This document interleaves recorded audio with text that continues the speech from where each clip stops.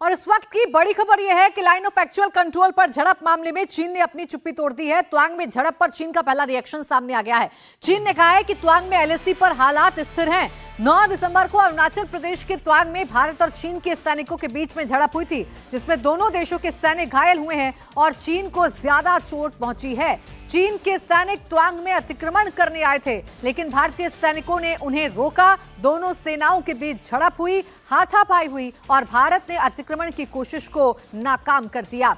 अब इस मामले में चीन का बयान सामने आया है और चीन ने कहा है कि हालात स्टेबल हैं। आज इस मसले पर दिल्ली में एक हाई लेवल मीटिंग भी हुई, जिसमें रक्षा मंत्री, एनएसए, सीडीएस और आर्मी चीफ शामिल हुए।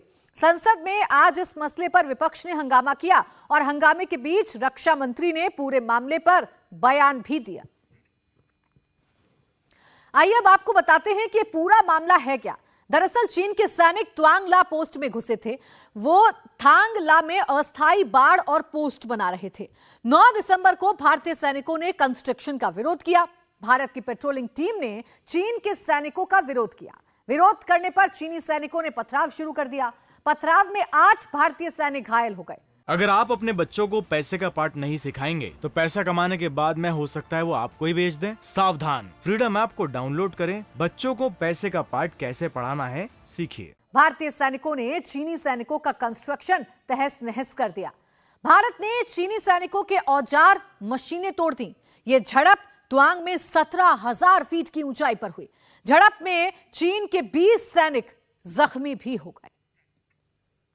तो देखिए, चीन से झड़प पर रक्षा मंत्री ने संसद के दोनों सदनों में बयान अपना दे दिया है। राजनाथ सिंह ने अपने स्टेटमेंट में कहा कि त्वांग के यांगसे में चीन ने अतिक्रमण की कोशिश की। भारतीय सेना ने चीन के सैनिकों को अतिक्रमण से रोका और दोनों देशों की सेनाओं के बीच में हाथापाई हो गई। भारतीय सेना ने चीन के सैनिकों को वापस भेज दिया। झड़प में दोनों देशों के कुछ सैनिक घायल हुए हैं। भारत का कोई सैनिक गंभीर रूप से घायल नहीं है।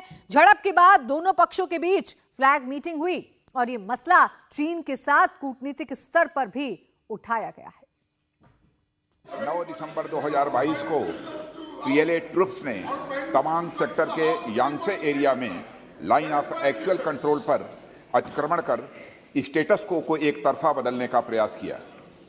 चाइना के इस प्रयास का हमारी सेना ने दृढ़ता के साथ सामना किया है अध्यक्ष महोदय, और इस फेस ऑफ में हाथापाई भी हुई है।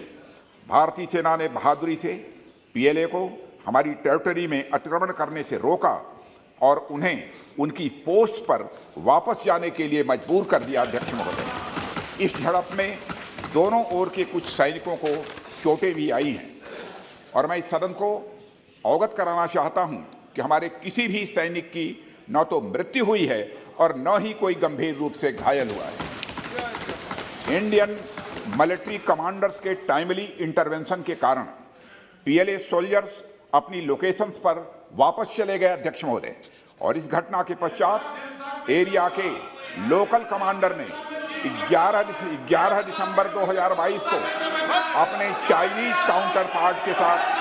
अगर आप अपने बच्चों को पैसे का पार्ट नहीं सिखाएंगे तो पैसा कमाने के बाद में हो सकता है वो आपको ही बेच दें। सावधान, फ्रीडम ऐप को डाउनलोड करें। बच्चों को पैसे का पार्ट कैसे पढ़ाना है सीखिए। स्थापित व्यवस्था के तहत एक फ्लैग मीटिंग की और इस घटना पर चर्चा की।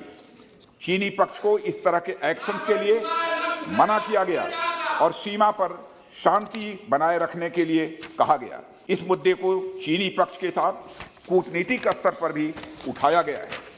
अध्यक्ष महोदय, मैं इस सदन को आश्वस्त करना चाहता हूं कि हमारी सेनाएं हमारी भौमिक अखंडता को सुरक्षित रखने के लिए पूरी तरह से प्रतिबद्ध हैं और इसके खिलाफ किसी भी प्रयास को रोकने के लिए सदैव तत्पर है हमारी भारत की सेना। और मुझे विश्वास है कि यह सदन हमारी सेनाओं की वीरता और साहस को एक स्वर से समर्थन देगा। और अध्यक्ष महोदय, मैं पूरी तरह से आश्वस्त हूं कि यह संसद बिना किसी संशय के भारत की सेना की क्षमता, शौर्य, पराक्रम व प्रतिबद्धता का भी अभिनंदन करेगा। तो रक्षा मंत्री राजनाथ सिंह ने बयान दिया संसद के दोनों सदनों में, लेकिन इस पर हंगामा भी जबरदस्त हो रहा है। इंडिया टीवी हर वक्त हर जगह डाउनलोड करने के लिए सर्च करें India TV news Google play store या ऐप स्टोर पर।